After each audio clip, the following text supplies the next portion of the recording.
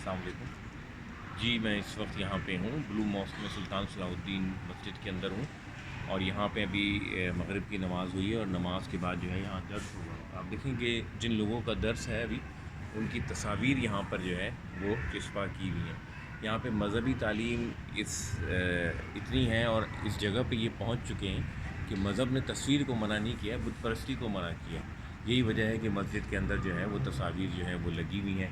آپ یہاں دیکھیں کہ یہاں عورتیں بھی درس میں شریک ہوں گی، بلکہ ابھی میں نے دیکھا کہ وائی فائی بھی جو ہے نا وہ بھی یہاں پہ اویلیبل ہے، اس کے بھی سائن لگے ہوئے ہیں۔ اور باہر نکلتی کیفیٹیریا جو مسجد کی حدود کے اندر ہے، کہ آپ مسجد کے اندر جاتے ہیں، کمیونٹی کا ایک ماحول ہے، چھوٹے بچے ہیں یہاں پہ دیکھیں وہ کھیل رہے ہیں، جو ہے بچے کھیل رہے ہیں، یہاں پہ کوئی روکنے ٹوکنے والا نہیں ہے۔